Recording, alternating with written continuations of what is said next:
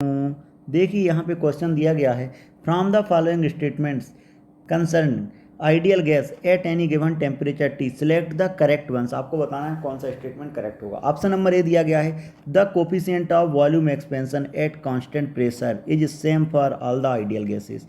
Option number B दिया गया है, the average translational kinetic energy per molecules of oxygen gas is 3 kT, जहाँ के आपके पास बोल्टमैन का। सी ऑप्शन दिया गया है, in a gaseous mixture the average translational kinetic energy of the molecules of each components is same.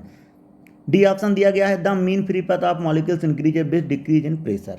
ठीक है, आपके पास 4 ऑप्शन दिए गए हैं। तो सबसे पहले अपन बात करते हैं एक एक करके सब स्टेटमेंट का क्या क्या स्टेटमेंट है।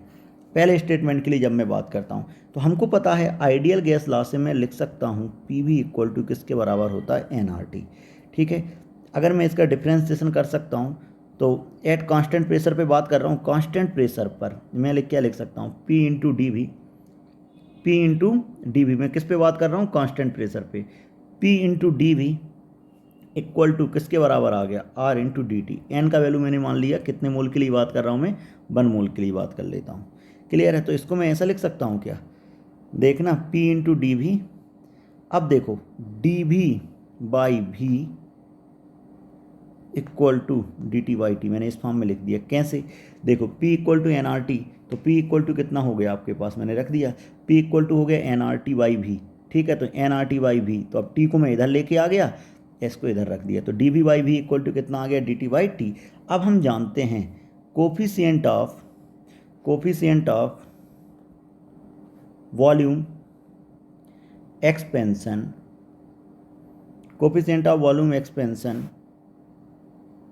एट कांस्टेंट प्रेशर, क्या लिख सकता हूँ, D V by V D T. D V by V D T equal to 1/T के बराबर है। तो क्या लिख आ गया आपके पास, coefficient of volume expansion at constant pressure is same for all ideal gases.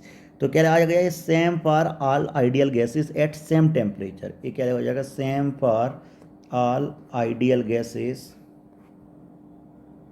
At all temperature. All temperature की मैंने यहाँ पे बात कर ली। क्लियर है, अब अपन चलते हैं आगे। ये हो गया statement number 1।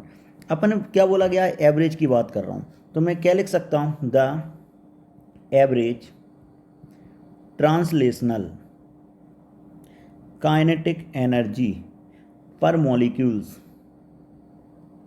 Molecules is 3/2 kT and not 3 kT। तो ऑप्शन नंबर भी मेरे पास हो गया इनकरेक्ट। ऑप्शन नंबर ए क्या था मेरे पास, करेक्ट था। अब चलते हैं ऑप्शन नंबर सी पर। In a gaseous mixture the average translational kinetic energy of the molecule each component is same. ठीक है, अपन देख लेते हैं। With decrease in pressure volume of the gas increase. अपन पहले यहाँ पे देख लेते हैं, the average translational kinetic energy of the molecules is independent of their nature, so each component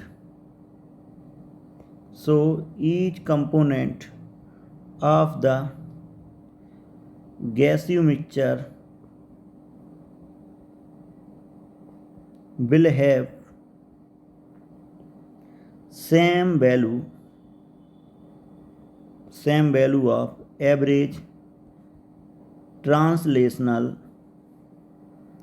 kinetic energy. तो यहाँ से ऑप्शन नंबर सी भी मेरे पास क्या हो गया, करेक्ट हो गया। अगर अपन बात करता हूँ ऑप्शन नंबर डी की, तो ऑप्शन नंबर डी के लिए अगर मैं बात करता हूँ तो क्या बोला गया, अगर मैं प्रेशर को इंक्रीज करूँगा, अगर मैंने क्या काम किया, प्रेशर को इंक्रीज किया। क्लियर है, जैसे ही मैं प्रेशर को इंक्रीज करूँगा तो आपके पास वॉल्यूम क्या होगा, डिक्रीज होगा, क्योंकि कांस्टेंट टेम्परेचर पे बात कर रहा हूँ तो वॉल्यूम क्या होगा, डिक्रीज होगा। या फिर इसके रिवर्स बोल सकता हूँ, अगर मैं प्रेशर को डिक्रीज करूँगा तो वॉल्यूम क्या होगा, इंक्रीज होगा। और जब वॉल्यूम इंक्रीज हो गया मतलब दो मॉलिक्यूल्स के बीच का सेपरेशन क्या हो गया, बढ़ गया। और मॉलिक्यूल्स के बीच का सेपरेशन क्या हो गया, बढ़ गया। तो आप क्या बोलोगे कि मीन फ्री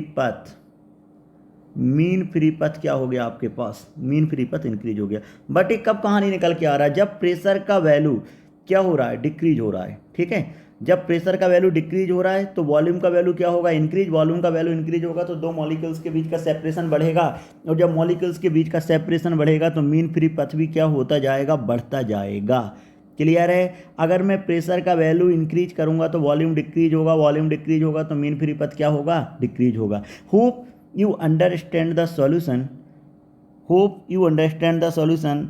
यहाँ से आपके पास ऑप्शन नंबर डी भी करेक्ट होता हुआ दिख रहा है। होप होप यहाँ पर आपको ये क्वेश्चन समझ में आ गया होगा। इसका answer A, C and D होगा। Thank you.